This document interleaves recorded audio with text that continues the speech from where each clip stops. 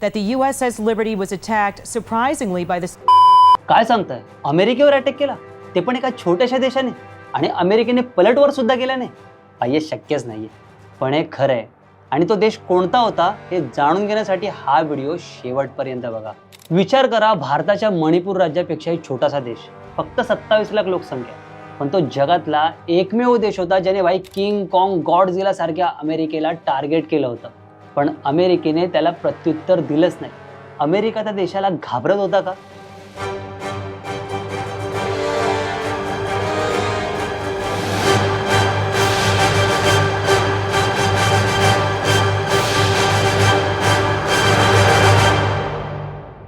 ही गोष्ट आहे 8 जून 1967 ची. अमेरिकेचे एक technical research ship USS liberty, जे खरं तर एक स्पाय शिप होतं, ते इजिप्त जवळच्या मेडिटेरेनियन समुद्रात फिरत होतं. तशी दुसऱ्या देशात किंवा समुद्रात काड्या करणे ही अमेरिकेची जुनी सवय.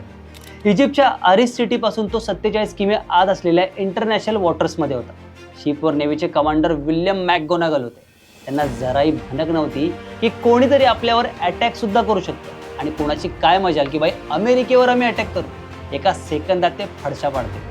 त्यामुळे अमेरिकन नेव्ही आपली मस्त गुरमीत होती. पण त्याच वेळी इजिप्तच्या साईडनेच काही फायटर जेट्स आले. आता तुम्हाला वाटत असेल तो देश इजिप्त आहे, पण तुम्ही चुकताय. तो देश कोणता आहे? शेवटपर्यंत बघा.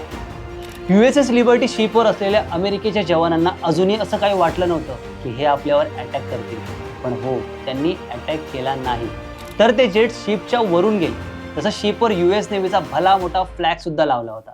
तो त्यांनी बघितला असावा आणि त्यांची फाटली असावी, म्हणून ते फक्त वरतून उडून गेले. US नेव्हीने ते कोण होते, कशाला आले होते, या सर्व गोष्टी जाणून घेण्याचे कष्ट घेतलेच नाही. पण थोड्या वेळाने ते फायटर जेट्स परत आले. पण यावेळी ते प्रॉपर प्रिपरेशन करूनच आले होते. आत्ताही US नेव्हीला वाटलं नव्हतं की ते आपल्यावर अटॅक करतील. पण थोड्याच वेळात चित्र पलटणार होतं. पुढे काय होतं जाणून घ्यायच्या आधी गाजोजाला सबस्क्राईब केलं नसेल तर आधी सबस्क्राईब करून घ्या, आणि आमच्या इतर अपडेटसाठी बेल आयकॉनवर नक्की क्लिक करा. तर ते फायटर जेट्स अमेरिकेच्या US लिबर्टी शिपवर अटॅकच करायला लागले. अमेरिकेवाले म्हणत असतील यांची इतकी हिंमत. तो घातक मधला सीन आहे ना. चारही बाजूंनी त्या जेट्स मधून धुवाधार बॉम्बिंग सुरू होतं. अमेरिकेचं शिप बिलकुल प्रिपेअर नव्हतं. तसं शिपवर सगळं होतं, टॉर्पेडो, मिसाईल्स होत्या, पण त्या जेट्सनी यांची कम्युनिकेशन सिस्टीमच फोडून टाकली. बोले तो बोले क्या, करे तो करे क्या, अशी US नेव्हीची अवस्था. कमांडर सुद्धा फुल कन्फ्यूज. नेव्हीचा फ्लॅग सुद्धा पडला होता, आणि शिपवरचे सोल्जर्स मदतीसाठी कोणाला मेसेज सुद्धा करू शकत नव्हते, कारण सिस्टमच ऑपरेट होत नव्हती. जेट्स आपलं काम करून गेले. इथे USS लिबर्टी शिप पूर्ण ध्वस्त. अमेरिकेचे 34 सैनिक मारले गेले, 174 जखमी. काही सोल्जर शिपवर जिवंत उरले होते. पण इतका मोठा अटॅक झाला आणि अमेरिका आता शांत बसणार नव्हता. बदला घेणं तर कन्फर्म होतं. पण ज्या देशाने अमेरिकेवर अटॅक केला होता त्यांनी म्हटलं की माफ करा, आम्ही चुकून तुमच्या शिपवर हल्ला चढवला. अमेरिका कन्फ्यूज झाला होता, पण शेवटी अमेरिकेने त्यांचं म्हणणं ऐकून घेतलं आणि हे प्रकरण क्लोज करून टाकलं. अमेरिकेने. जे सोल्जर जिवंत होते त्या क्रूचं म्हणणं होतं की त्या देशाने ही गोष्ट जाणून बुजूनच केली होती. आपला फ्लॅग शिपवर होता, वेदर सुद्धा क्लिअर होतं. ते एकदा जेट्सने बघून गेले आणि परत येऊन त्यांनी अटॅक केला. त्यांना माहीत होतं की हा शिप कोणाचा आहे.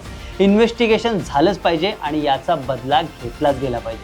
पण अमेरिका हायकमांडने आपण कोणतंही प्रत्युत्तर द्यायचं नाही हेच फायनल केलं आणि प्रकरण शांत झालं.